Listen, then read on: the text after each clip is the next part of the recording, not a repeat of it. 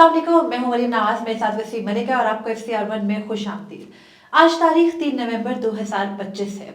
आज यानी 3 नवंबर 2025 को 27वीं आईनी तरमीम का बाज़ाब्ता ऐलान कर दिया गया।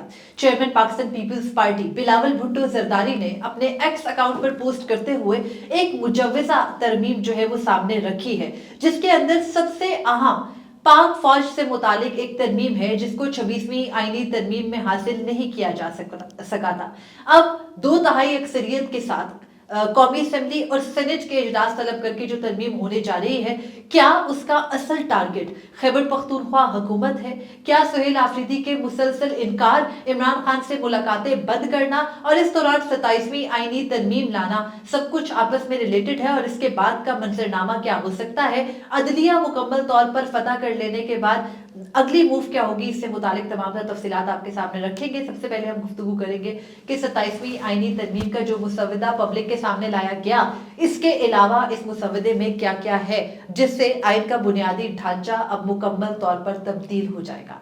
तो वसीम, जो बिलावल भुट्टो जरदारी ने ट्वीट की, हम पिछले आई थिंक 4-5 माह हो गए हैं। जून में मखसूस नशिस्तों का फैसला हुआ, इससे कबल मई में जब मिलिट्री कोर्ट से मुतालिक फैसला हुआ, हम बार बार ये बात करते रहे। इनफैक्ट 26वीं तरमीम के बाद ये डिबेट शुरू हो गई थी कि एक 27वीं तरमीम भी आएगी, लेकिन उसके लिए बाकायदा तरीकेकार फॉलो होगा। पहले रिजर्व सीट्स के तहत जो है वो 2/3 मेजॉरिटी मिलेगी, मिल गई। उसके बाद हमने देखा खासी खामोशी रखी गई।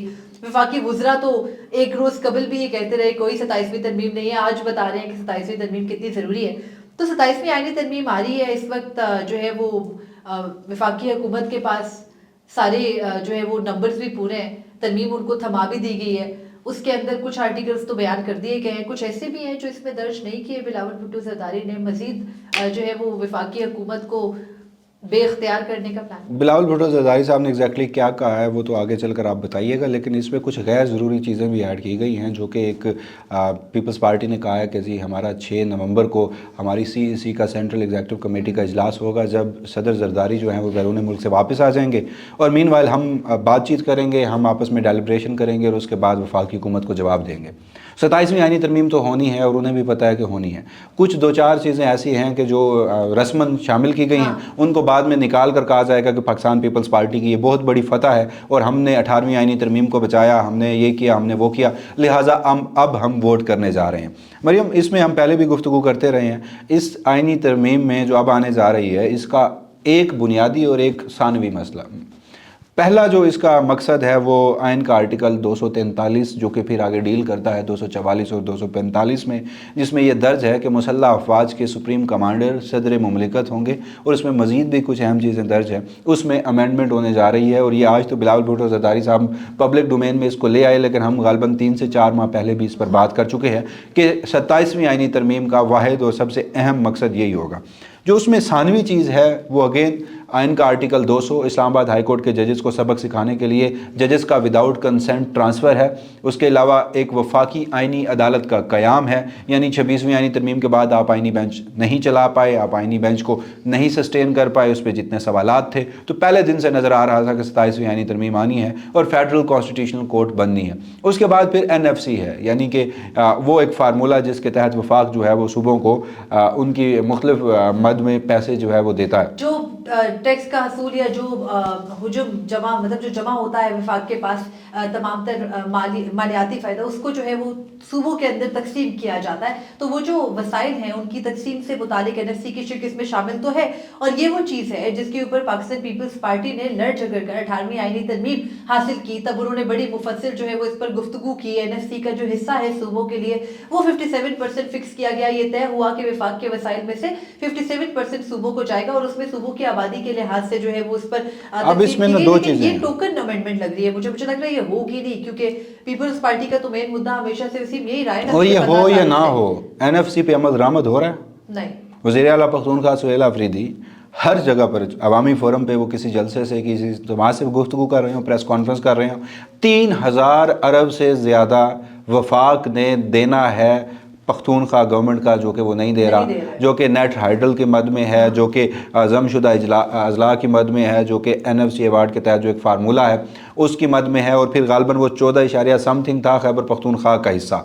اس میں جب آپ نے یہ ٹرائبل ایریاز پختونخوا میں ضم کیے تو پھر وہ بڑھ کے وہ ری نیگوشیٹ ہونا تھا، وہ بڑھنا تھا، اور وہ 19.something پر جانا تھا۔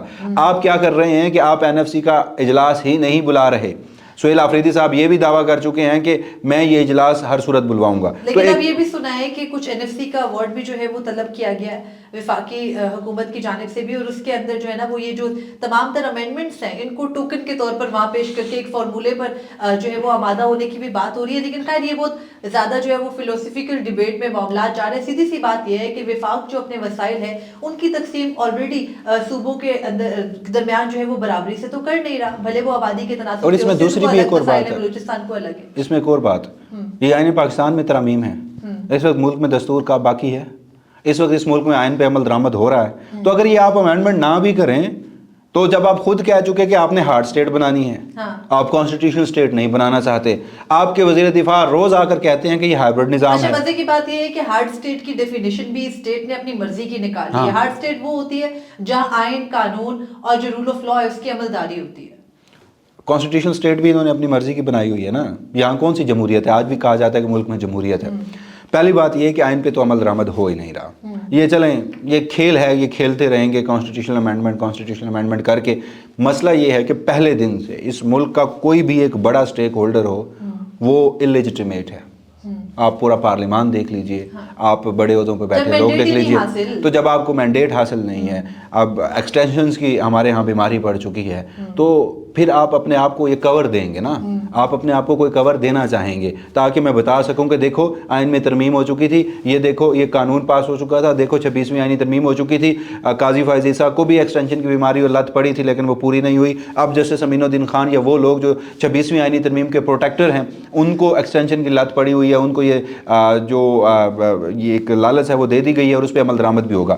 پہلی بات اس میں یہ ہے، ہم اس پہ آتے ہیں مریم، ہم اس پہ آتے ہیں کہ یہ آئین کا آرٹیکل 243 مسلح افواج کے سپریم کمانڈر جو سب سے اہم امینڈمنٹ ہے وہ کیا ہو سکتی ہے اور اس کے کانسیکوینسز کیا ہو سکتے ہیں، اور یہ جو آئینی ڈھانچہ ایک بار پھر سے اس کو کمزور کیا جا رہا ہے وہ ایک نئی صورت میں کیسے آئے گا۔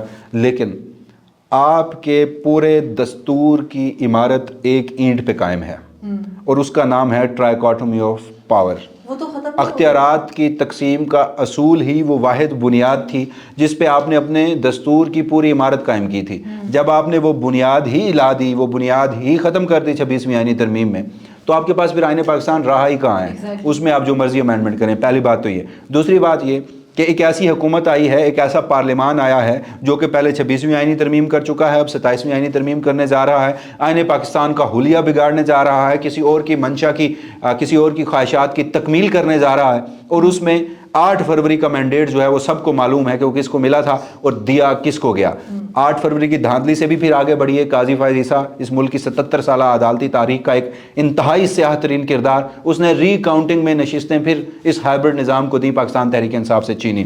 اس سے آگے مزید بڑی مخصوص نشستوں کا کیس آتا ہے، سپریم کورٹ کے 8 اس وقت کے ججز، 2 ان میں سے وہ نکال دیں جنہوں نے ججمنٹ پڑھے بغیر دستخط کر دیے تھے، جسٹس محمد علی مظہر اور جسٹس حسن اظہر رضوی صاحب۔ وجہ اس کی یہ تھی کہ انہیں منصور علی شاہ صاحب میں ایک چیف جسٹس مستقبل کا نظر آ رہا تھا، تو انہوں نے ایک غلط گھوڑے پر جوا لگا دیا، پھر بعد میں جب احساس ہوا تو فوراً واپس آئے، اپنا ججمنٹ بھی ریورس کر دیا۔ ان 6 ججز نے ول آف دا پیپل کو چنا، ول آف دا پاور کو دھتکارا اور مخصوص نشستیں دی پاکستان تحریک انصاف کو۔ لیکن چونکہ ایک ایسی آئینی ترمیم درکار تھی جس میں آپ کسی سیاسی اتحاد سے، ایون کہ مولانا فضل الرحمان جو کہ آپ کے بڑے سٹیک ہولڈر ہیں، آپ کے بڑے پلیئر رہے ہیں ہمیشہ، وہ آپ کا ساتھ نہیں دینا چاہتے تھے، تو پھر جسٹس امین الدین خان کی سربراہی میں ایک 13 رکنی بینچ بنتا ہے، 2 ججز اس میں سے اٹھ کے چلے جاتے ہیں، ریزرو سیٹس جو ہے اس کو وہ جو اس کی غالباً نظر ثانی درخواستیں تھیں وہ خارج کرتے ہیں۔ جسٹس صلاح الدین پنور کو تھوڑی سی وہ کہتے ہیں کہ میرے ضمیر نے خلش آج محسوس کی ہے، میں اس بینچ سے اٹھ رہا ہوں، باقی بچتے ہیں اس میں سے 10۔ آج تک آرڈر آف دا کورٹ نہیں آیا جس میں تمام 13 ججز کے یا ایٹ لیسٹ 12 ججز کے دستخط ہوں۔ آپ ایک ایسا فیصلہ جاری کرتے ہیں جسٹس امین الدین خان کی سربراہی میں ایک آئینی بینچ جو کہ اپنی ہی پارلیمان کو ایک 2/3 اکثریت دے دیتا ہے، اور اب وہی پارلیمان امینڈمنٹ کر کے ان کو بھی نواز رہی ہے، یعنی تم مجھے نوازو میں تمہیں نوازوں گا، ہم آپس میں یہ کھیل کھیلتے رہتے ہیں۔ عوام جائے بھاڑ میں۔ यही हो रहा है। तो बहरहाल अब जो अमेंडमेंट्स हैं इनमें बेसिकली जो मेन अमेंडमेंट्स हैं वो 2 से 3 है। नंबर 1 आर्टिकल 243 में दिन वफाकी आईनी अदालत का क़याम और आर्टिकल 200 और चौथी चीफ इलेक्शन कमिश्नर या इलेक्शन कमीशन के मेंबरान की तैनाती का। अब ये जो 4 मेन अमेंडमेंट्स हैं, अगर इनके हवाले से हम पहले सीधा बात करने हैं कि आर्टिकल 243 क्या है। आर्टिकल 243 ये कहता है कि अफवाज पाकिस्तान के सुप्रीम कमांडर सदर मुमलिकत होंगे। आपको पता है सदर मुमलिकत के पास इख्तियारात जो है वो आईने पाकिस्तान के तहत बहुत ज़्यादा तो नहीं है, लेकिन उसके जो आर्टिकल 243 है वो ये कहता है 243 के सदर मुमलिकत जो है वो सुप्रीम कमांडर है और जो हमारी अब तीनों जो है वो मुसल्लह अफवाज हैं उनके सरबराहान की तैनाती, उनकी कमान, उनके जो इंतजामात हैं, उनकी नज़्म व नस्क है, उसकी निगरानी जो है या उसका जो तमाम तर मामला है वो वफाकी हुकूमत देखेगी और वफाकी हुकूमत के मातहत होगी फौज। अब आर्टिकल 243 के अंदर अमेंडमेंट लाने से जो सबसे बड़ा सवाल उठ रहा है बार बार और मुख्तलिफ टीवी चैनल्स के ऊपर आपको पता है 27वीं तरमीम के इस ऐलान के बाद जो है वो जब ट्रांसमिशन चली मुख्तलिफ वज़रा आए उनसे सवाल हुआ कि आप क्या तरमीम ला रहे हैं, तो उसमें जो है ना वो बैरिस्टर अकील मलिक जो कि वजीर मुमलिकत बराए कानून है, जो 2 रोज़ कबल बिल्कुल बेखबर थे और इनकार कर रहे थे, तो उन्हें खबर भी नहीं होगी। लास्ट टाइम आपको याद है वजीर कानून ने कहा था कि मुझे भी ड्राफ्ट अब मिल गया है। हाँ जी। पार्लियामेंट में जाकर ड्राफ्ट मिलता है वजीर कानून को। तो उनसे जब सवाल हुआ कि जो 27वीं आईनी तरमीम में आर्टिकल 243 उसमें क्या अमेंडमेंट आ रही है, तो उन्होंने कहा देखिए ना फील्ड मार्शल का जो ओहदा है उसको हमने आईनी स्कीम के कॉन्स्टिट्यूशन स्कीम में भी तो लाना है, तो उसको आपको पता है एक आईनी चादर पहनानी है, तो उसके लिए जो है वो अब ये तरमीम हो रही है। जब उनसे सवाल हुआ कि 243 में सिर्फ आईनी कवर देना है या फिर कुछ और नकात भी है, तो उन्होंने कहा देखिए अभी तो हमने ट्यूनिंग करनी है, अभी तो हमने, यानी उन्हें पता ही नहीं है।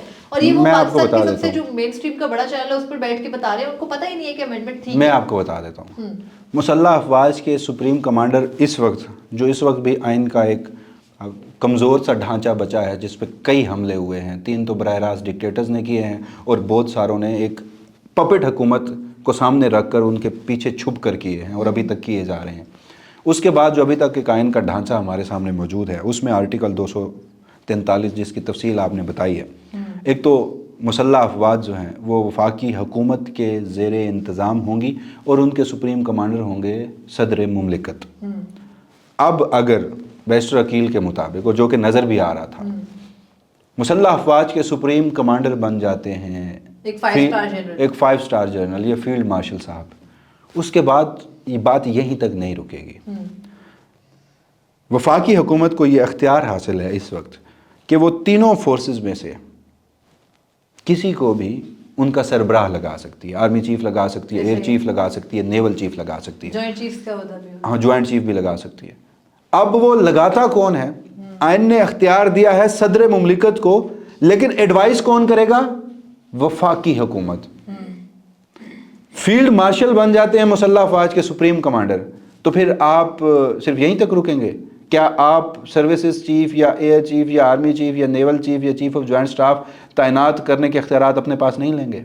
सारी बातें लेंगे और जो डिस्कशन है वो भी यही है कि बात सिर्फ यहीं तक नहीं रुकेगी कि सिर्फ सुप्रीम कमांडर तब्दील करना है। बात यहाँ पर भी आएगी कि वफाकी हुकूमत इनका नज़्म नस्क देखेगी, वफाकी हुकूमत फौज को तलब करेगी या फौज खुद ये तय करेगी कि उसने किस जगह पर जाकर कहाँ पर क्या ऑपरेशन। उस पर भी आता हूँ मैं, तो वो अगले आर्टिकल्स भी अमेंड हो सकते हैं, उस पर भी आता हूँ। इसका जो ये आर्टिकल 243 है, इसका जो सब सेक्शन 4 है वो लिखा है कि मुसल्लह अफवाज वफाकी हुकूमत के हिदायत के मुताबिक काम करेंगी। आल दो कि इस वक्त ये कॉन्स्टिट्यूशनल स्कीम पे अमल दरामद नहीं हो रहा, हमेशा से ही आपके मुल्क में एक ताकतवर ओहदा रहा है और ये मौजूदा वक्त में नहीं है, ये हमेशा से रहा है और वो आर्मी चीफ रहते हैं। लेकिन अब क्या है कि वो जो एक कागजी इख्तियारात थे कि आपने आर्मी चीफ किसको लगाना है, आपने नेवल चीफ एयर चीफ किसको लगाना है, जब आपको ज़रूरत पड़े वफाकी हुकूमत को लगे कि अब मुल्क में अमन व अमान के हालात इस तरह से हैं कि आपको अफवाज पाकिस्तान की मदद दरकार है, तो वो आप बुलाएंगे।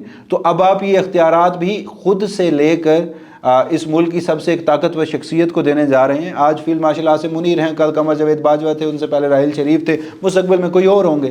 तो ये सारी अमेंडमेंट जो है वो की जा रही हैं और इसके साथ ही फिर जब चूँकि जो बुनियादी मामला था, शुरू आपने किया था कि सुहेल आफरीदी या पख्तूनख्वा गवर्नमेंट के ख़िलाफ़ भी ये अमेंडमेंट किस तरह से इस्तेमाल हो सकती है, उसमें दर्ज है कि वफाकी हुकूमत के ज़ेर इंतज़ाम काम करेंगे। آئین کا آرٹیکل 244 جو ہے وہ تو مسلح افواج کے تمام افسران اور سپاہیوں کو ان کی ذمہ داری ان کے شیڈول میں درج جو حلف ہے ان کے اٹھانے کے حوالے سے بات کرتا ہے. اور یہ بھی ویسے میں پڑھ دوں ایک مرتبہ جو کانسٹیٹیوشن سکیم ہے. وہ کہتے ہیں کہ یہ حلف اس بات کا اظہار کرتا ہے کہ فوجی افسر ہو یا سپاہی پاکستان کی خدمت کرے گا, اسلامی جمہوریہ پاکستان کے آئین کا تحفظ کرے گا, اپنے فرائض ایمانداری, وفاداری اور دیانتداری سے سر انجام دے گا. اچھا, اس کے بعد آئین کا آرٹیکل ہے 245 جس میں یہ درج ہے کہ وفاق کی مسلح افواج وفاق کی حکومت کے حکم کے تابع ہوں گی اور وہ پاکستان کے بیرونی دشمن کا دفاع کریں گی. پہلی چیز. دوسری یہ ہے کہ وفاقی حکومت کی ہدایات پر سول اختیارات کے لیے مدد کے لیے بلائی جا سکتی ہیں. جب مسلح افواج سول اختیارات کی مدد کے لیے بلائی جائیں تو وہ اس مقصد کے لیے قانون کے مطابق کارروائی کرنے کی مجاز ہوں گی. اگر مسلح افواج کو سول اختیارات کے لیے بلایا گیا ہو تو ان کے کسی عمل یا کارروائی کو عدالت میں چیلنج نہیں کیا جا سکتا.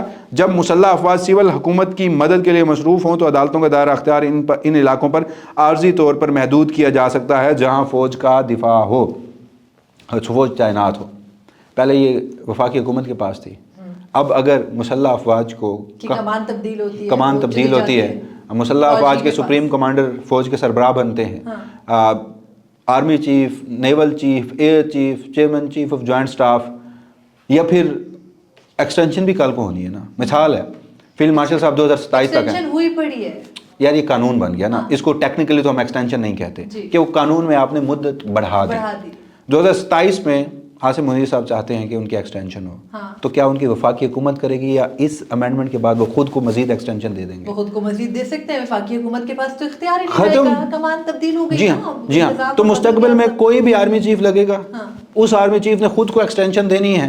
اس نے جیسے اب یہ فیلڈ مارشل ہیں, انہوں نے ایک اپنا آرمی چیف لگانا ہے, chairman chief of joint staff لگانا ہے. تو اس سے اب وفاقی حکومت کا نام نہ لیجئے, عوام کے منتخب نمائندوں کا کوئی کردار نہیں ہوگا اس امینڈمنٹ کے بعد. لیکن یہاں پر ہم تھوڑا سا اگر اس کا سیاسی پہلو ڈسکس کر لیں تو آپ یہ دیکھیے کہ یہ سیاسی جماعتیں یعنی پاکستان پیپلز پارٹی, مسلم لیگ نون یا MQM یا جتنی بھی ان کی اتحادی جماعتیں ہیں, یہ اپنی جو سیاسی خودکشی ہے وہ کرنے کی اتنی جلد بازی میں ہے کہ اس سے پہلے جب انہوں نے 26ویں ترمیم کی تو انہوں نے بتایا کہ دیکھیے نا, وہ کون سا ملک ہے دنیا کا جس میں عدلیہ اپنے فیصلے خود کرتی ہو, عدلیہ کو ایک اوور سائٹ چاہیے ہوتی ہے. اب وہی حکومت جو عدلیہ کو یہ کہہ کر فتح کروائے کہ عدلیہ کون ہوتی ہے اپنے فیصلے کرنے والی, پارلیمنٹ جو ہے وہ سپریم ہے, اب وہ پارلیمنٹ سے لے کر اختیار, وہ وفاقی حکومت سے لے کر اختیار ایک ادارے کو دے گی جو ادارہ وفاقی حکومت کے ماتحت تھا. تو یعنی عدلیہ کے لیے جو ٹھیک نہیں تھا یا کسی بھی اور ادارے کے لیے جو ٹھیک نہیں تھا وہ فوج کے لیے ٹھیک بنایا جا رہا ہے. تو بہرحال بیچاروں کی بے اختیاری کا عالم یہ ہے کہ جب بلاول بھٹو زرداری کے پاس بھی کوئی اور چیز نہیں بچی تو انہوں نے اس مرتبہ, وہ ان کے پارٹی کے کچھ رہنما جو ہیں اس پر ٹویٹ سے کر رہے کہ بلاول بھٹو سے بڑا لیڈر کوئی نہیں ہو سکتا, وہ ہمیشہ عوام کو اعتماد میں لیتے ہیں. تو وہ اعتماد میں انہوں نے لیا, وہ نیگوشیٹ کرنے کے لیے معاملات ہیں کشمیر. تو ٹھیک ہے نا, وہ ہمیشہ عوام کو اعتماد میں لیتے ہیں. پاکستان پیپلز پارٹی اس بات پر ایمان لے آئی ہے کہ وہ اس ملک میں حکومت کرے گی تو وہ ملٹری اسٹیبلشمنٹ کی مرضی سے کرے گی. تو ان کے لیے عوام پاکستان کا ووٹ درکار نہیں ہے, ملٹری اسٹیبلشمنٹ کی حمایت درکار ہے. لہٰذا انہوں نے اب ملٹری, کیونکہ جمہوری جماعت تو ہے نا, جمہوریت کے تو علم بردار ہیں, تو انہوں نے ملٹری اسٹیبلشمنٹ کا نام اپنے ذہن میں عوام پاکستان رکھ لیا ہے. جمہوری تو وہ بہت ہے. بہرحال جو دیگر جو ہے وہ شکے ہیں ان سے متعلق اگر آپ کو تھوڑا بہت بتا دیں ہم کہ آرٹیکل 191A جس کے تحت آئینی عدالت بنی ہے, آئینی بینچ بنا ہے, اس کے تحت اب آئینی عدالت بنے گی جس کی مدت ملازمت آئینی عدالت کی 70 سال تک ہو سکتی ہے. اور جو آئینی بینچ کے سربراہ جسٹس امین الدین خان ہیں وہ ان جیسے جو چند ایک ہیرے ہیں ان کو بھیجا جائے گا وفاقی آئینی عدالت. اس میں ایک اور بات بھی ہے, وفاقی آئینی عدالت بن گئی, اس میں جج کون سے ہوں گے؟ اس کے سپریم کورٹ سے لیں گے نا آپ. ہاں جی. ان کو چنے گا کون؟ Judicial commission. اس میں اکثریت کس کی ہے؟ حکومت کی. اور پھر براہ راست ججز بھی آئیں گے اس مرتبہ وفاقی آئینی عدالت کے اندر. یعنی آپ کہہ رہے ہیں کہ وہ وکلا جنہوں نے بڑی خدمات دی ہیں سارے الیکشنز وغیرہ میں, ان کو بھی نوازا جائے گا. بہرحال یہ سب کچھ 26ویں ترمیم کے بعد بھی ایکسپیکٹڈ تھا.